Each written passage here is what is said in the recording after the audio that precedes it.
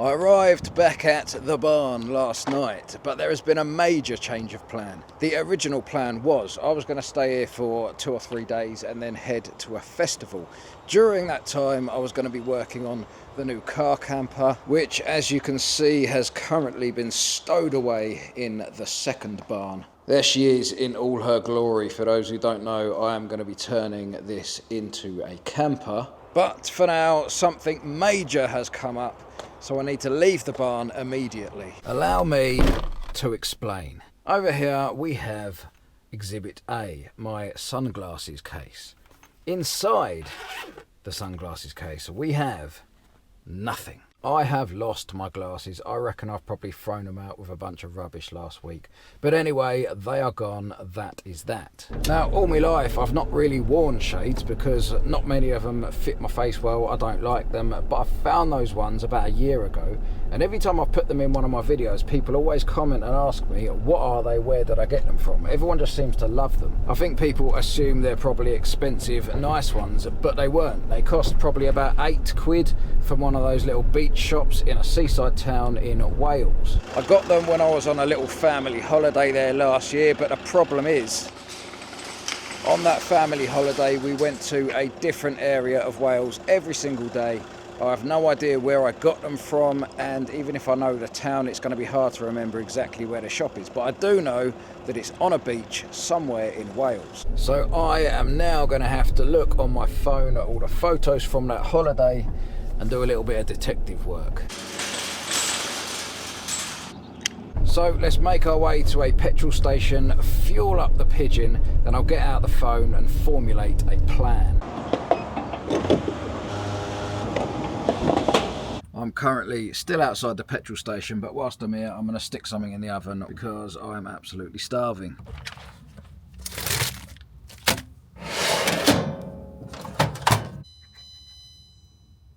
On the way here I was thinking about the holiday. Now I've remembered that the day that I bought the shades we were going on a boat trip out into the sea. So I remember the beach, what it looked like, and I remember getting on the boat.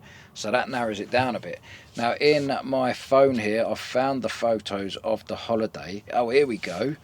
So this is a picture of a little street. I remember taking this. Is there? Yes, okay, there is a business name. The Welsh Otter. Textiles and Home. Let's Google the Welsh Otter. Oh, it's just a picture of an otter in Wales. Oh wait, here we go. The Welsh Otter. Yes, this is the place, and the location is Tenby. Tenby, that rings a bell. Okay, it's 2 hours away from where I am now, but what I don't understand, we had to go down onto the sand and then we went out onto some little jetty thing to get on the boat. Now the only things here where you could get onto a boat are over on the left bit here, that pier, and that is not it because we walked down the sand to get onto it. I just don't understand it, but that looks like the area. I mean, look, Tenby doesn't look like a very big place, and there are limited options as to where it could have actually been there.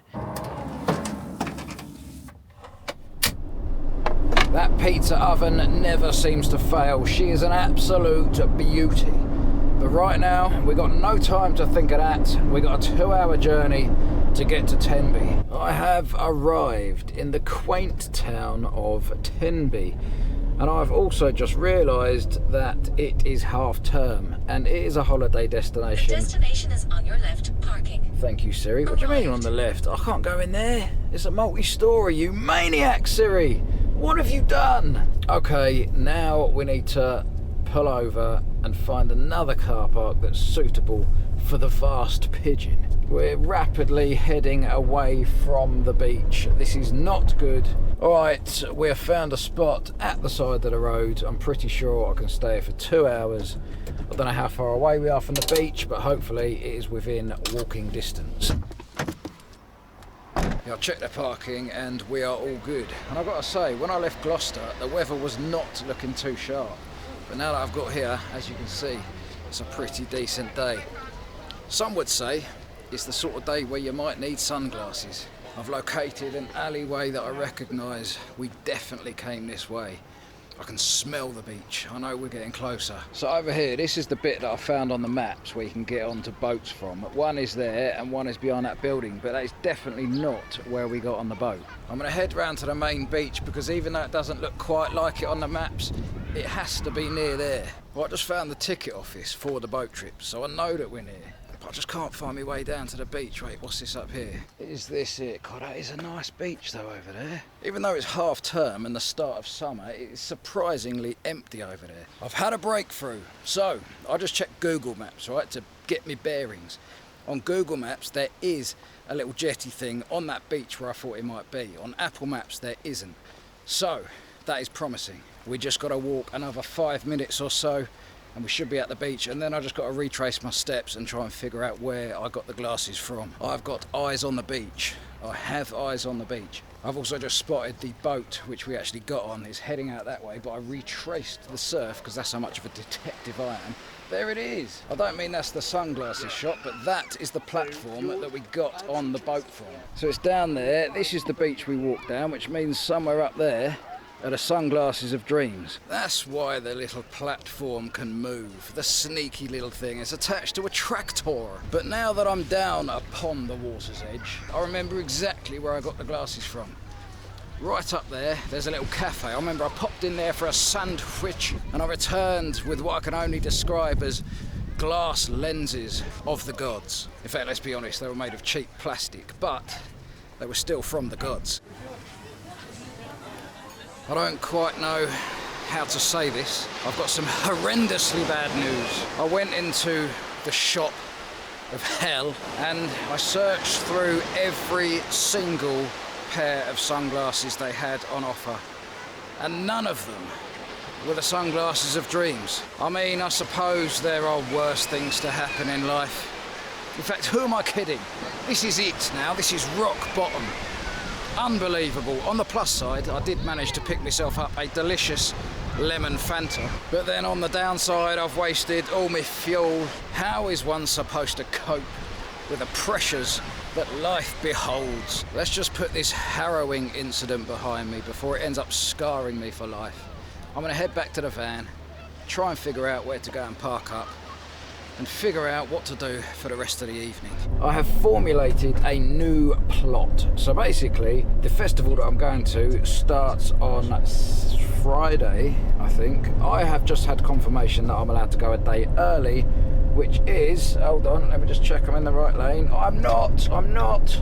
Sorry guys. Anyway, I'm allowed to go a day early, which is tomorrow.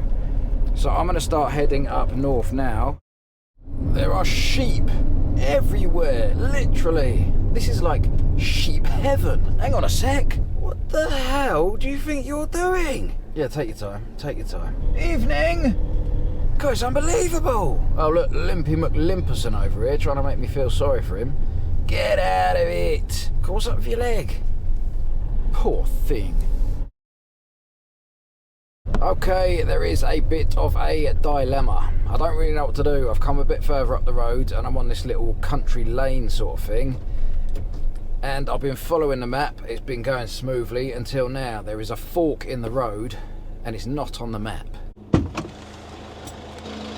Unbelievable. What am I going to do about this? My sat-nav is clearly incompetent. It can't even warn me about that. On the plus side, there is a horse! Right, enough fun and games. Let's get back on with the journey. I have had enough of driving, so this is where we're going to park. What do you mean, meet the mammoth? Meet the mammoth? I want to meet the mammoth. Where the hell is the mammoth? Anyway, this is where we are parking for the night. I mean, it's not quite the picturesque park up that I was hoping for.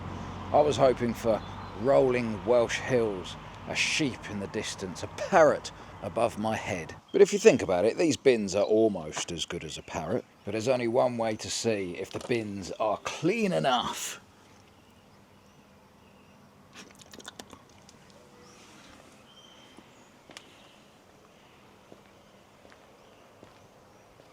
food options are not looking good. I've got the choice of regular steaks or tuna steaks. And not only do I not fancy cooking either of those things, I've got literally nothing to go with them. So I'm kind of tempted to see where I am in the world and what sort of food shops they got around here. Well, it turns out we are, hold on a sec, let's get some light on the subject. Turns out we're in a place called Stowe, and there is literally nothing open around here. Oh, hang on a sec. I am forgetting about the emergency pigeon. I need to update you guys on the mini pigeon situation in a minute. But I forgot about my emergency snack drawer and this thing here. Noodles. Oh, I don't believe it. I just remembered.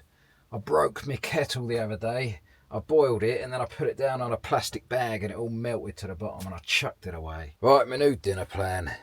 Cheese.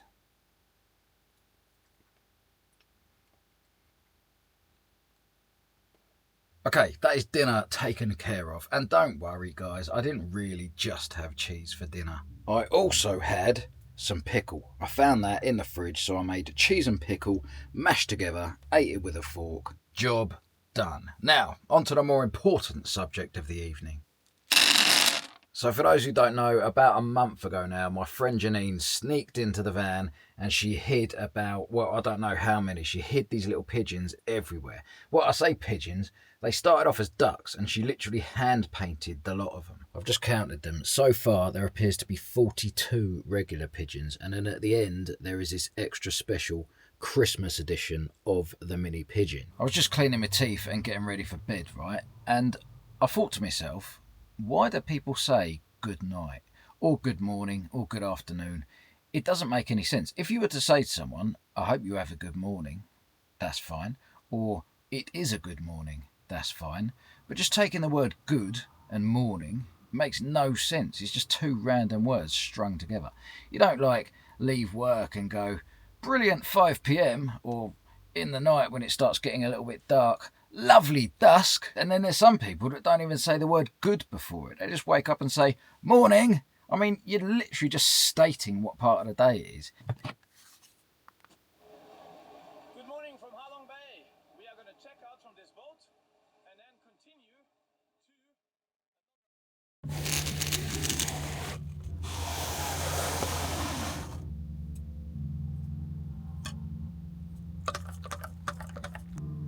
Exquisite 9:37 a.m. Excuse me, mate. Is there any way to pay for this car park? I read online it's something about a donations box. Or it turns out it's not 100% free parking. Well, it could be, but you can give a donation if you wish. And I had a good night's sleep, so I'm going to go and give them a £5.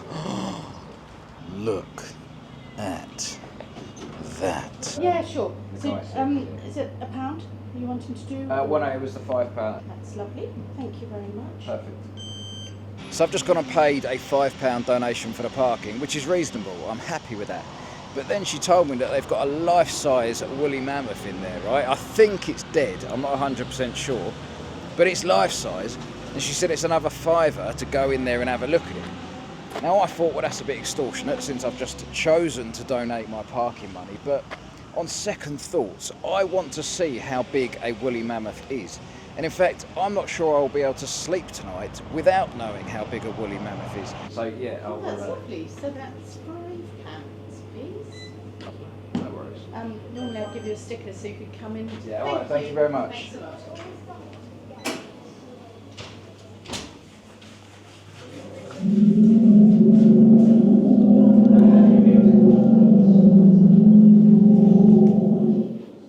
Now you tell me that was not the best spent £5 you have ever seen in your life.